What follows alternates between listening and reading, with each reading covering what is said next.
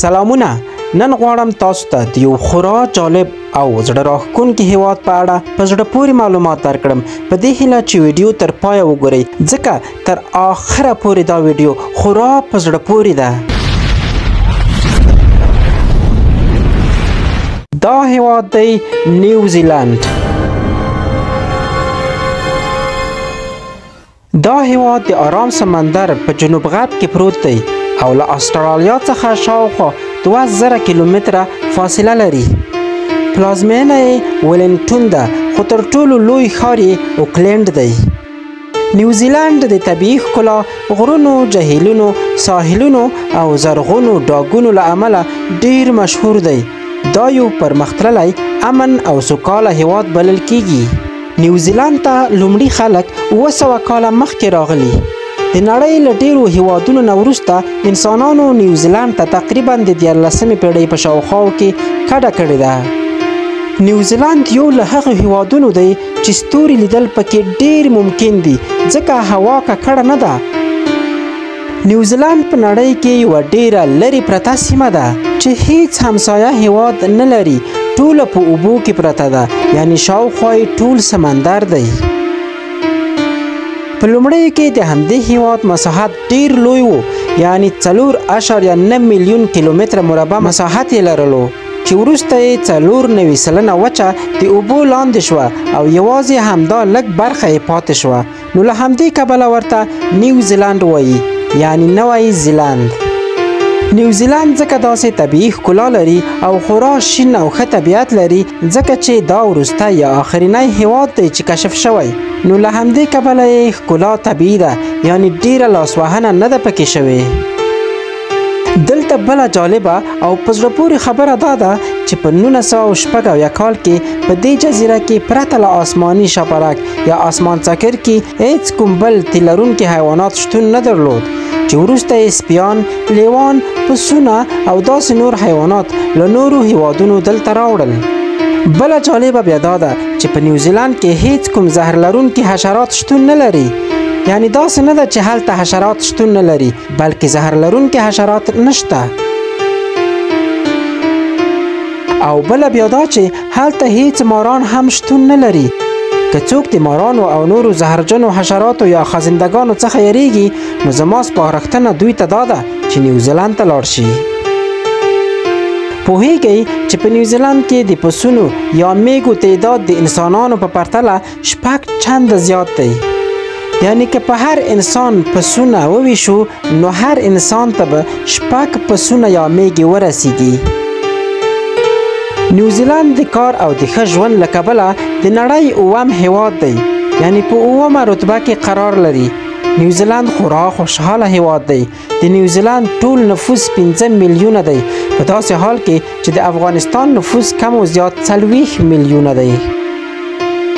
نیوزیلند کوم رسمي دین او مذهب نه لري، خو 30% خلک مسیحیان دي، 2.8% خلک هندو مذهبه، 1.3% مسلمانان، 1.1% خلک بودایان، 9.9% خلک نور مختلف مذهب دي او پاتې نور یې ټول بېدینه دي.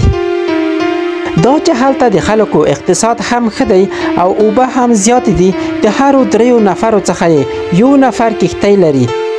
دا هیواد د نړۍ 9م خوشحاله هیواد دی، په داسې حال کې چې افغانستان او پاکستان د نړۍ د خوشحاله هیوادونو په لیست کې په آخر کې موقعیت لري. د نیوزیلند پاسپورت د اعتبار له لحاظه په نړۍ کې 6م مقام لري.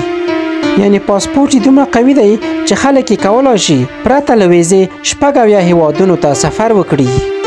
پولي واحد یعنی پیسې نیوزیلندی ډالر دی. دا پیسې خورا عجیبه جوړې شوې، یعنی د خاصو موادو او پلاستیک څخه جوړې شوې چې په اوبو یا مینځلو نه خرابېږي او نه کت کېږي، یعنی نه ګونځې کېږي. په دې هیواد کې د زراعت او مالدارۍ سیستم هم ډیر ښه دی، خو دلته د کور اخیستل خورا سخت کار دی، ځکه چې یوه متوسطه کورنۍ په متوسط معاش باید 14 کاله کار وکړي چې یو کور واخلي. نو ځکه هلته ډیری خلک په اجاره‌ایي کورونو کې هستوګنه کوي.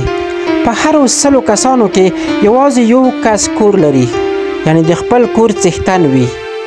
هلته ځکه کورونه کم دي چې ځمکه یې هسکه او ټیټه او د ځنګلونو او ونو ډکه وي.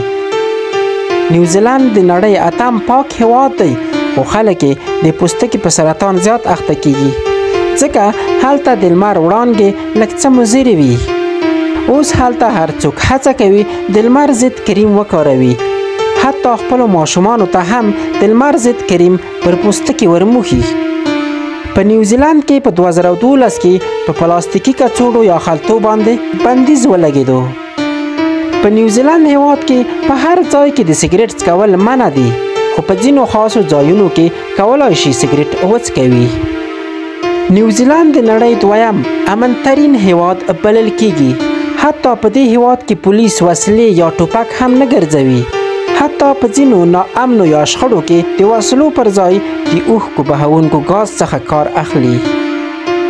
دلته خلک د خپلو کورونو دروازې نه بندوي، خو په دې وروستیو کې غله پیدا شوي او د خلکو کورونو ته کله ناکله وردننه کیږي او وسایل یې غلا کوي. نو ځکه خلک اوس لږ څه پام کوي او د کور دروازې بندوي.